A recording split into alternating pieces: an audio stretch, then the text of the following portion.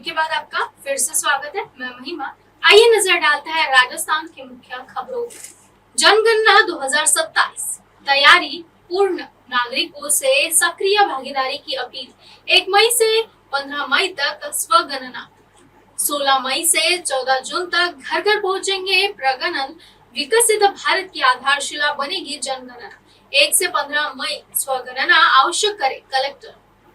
जनगणना 2027 को लेकर जिला कलेक्टर एवं मुख्य जनगणना अधिकारी श्री अरुण कुमार हसीजा ने बुधवार सायंकाल जिला परिषद सभागार में प्रेस वार्ता की। इस दौरान एडीएम एवं जिला जनगणना अधिकारी नरेश गुनकर, उप जिला जनगणना अधिकारी पीयूष भंडारी सहित आर्थिक एवं सांख्यिकी विभाग के अन्य अधिकारी, मास्टर ट्रेनर पंकज सालवी, राजेंद्र सिंह चारण आदि मौजूद रहे। जिला कलेक्टर हसीजा ने बताया कि जिला प्रशासन राजसमंद द्वारा इस महत्वपूर्ण कार्य को सफलतापूर्वक संपन्न कराने के लिए सभी आवश्यक तैयारियां पूर्ण कर ली गई है। उन्होंने कहा कि जनगणना केवल एक प्रशासनिक प्रक्रिया नहीं है, बल्कि यह राष्ट्र निर्माण की आधारशिला है, जिस पर विकास योजनाएं, सामाजिक न्याय की नीतियां तथा संसाधनों का न्यायसंगतीकरण आधारित होता है। उन्होंने कहा कि जनगणना 2027 देश की पहली पूर्णतः डिजिटल जनगणना होगी, जिससे पारदर्शिता और दक्षता सुनिश्चित होगी।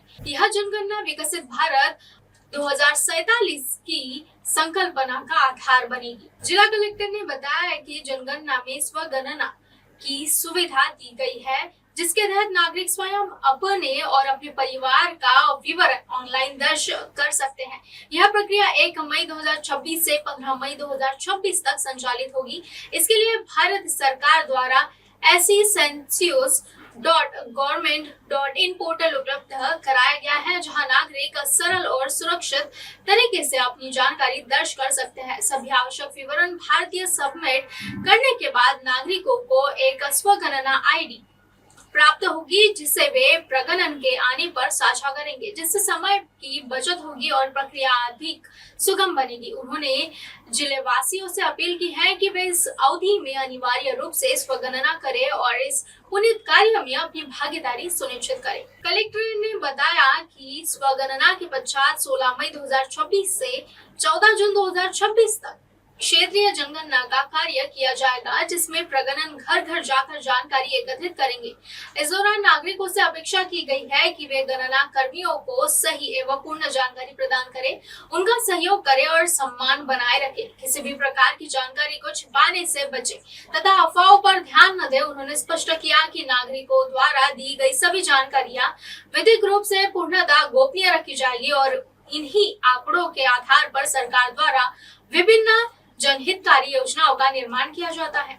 जिला कलेक्टर ने पुनः अपील करते हुए कहा कि सभी नागरिक 1 मई से 15 मई 2026 के बीच स्वगणना में भाग ले तथा इसके पश्चात क्षेत्रीय जनगणना में सहयोग देकर इस राष्ट्रीय कार्य को सफल बनाए। उन्होंने कहा कि इस प्रक्रिया के लिए नागरिकों को कहीं जाने की आवश्यकता नहीं है, वे अपने मोबाइल, लैपटॉप या कंप्यूटर के माध्यम से आसानी से यह कार्य कर सकते हैं।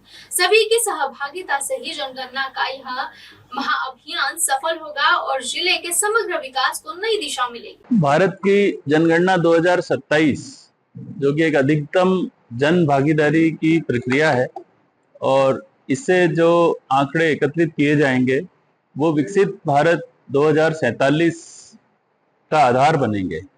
यानी आने वाले समय में किस प्रकार से लोगों के कल्याण की नीतियां निर्धारित की जाए, किस तरह से संसाधनों का बंटवारा विभिन्न क्षेत्रों में किया जाए, उसके लिए इन आंकड़ों का बहुत महत्व रहता है।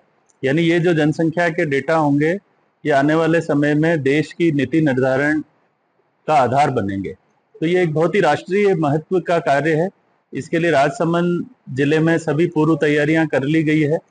2139 हाउस लिस्टिंग ब्लॉक्स बना लिए गए हैं, इनमें प्रगणक नियुक्त कर दिए गए हैं, सुपरवाइजर नियुक्त कर दिए गए हैं, सारे डिजिटल मैप्स बना लिए गए हैं। इस बार जो ये जनगणना होगी ये ऐतिहासिक रूप में इसकी सबसे बड़ी विशेषता है कि ये पूरी तरह से पेपरलेस होगी, पूरी तरह से डिजिटल होगी। ये जनगणना 2 चरणों में होगी। पहला चरण 1 मई से शुरू होगा, जिसमें कि हाउस लिस्टिंग शुरू हो जाएगी, मकानों का सूचीकरण और मकानों की गणना शुरू हो जाएगी।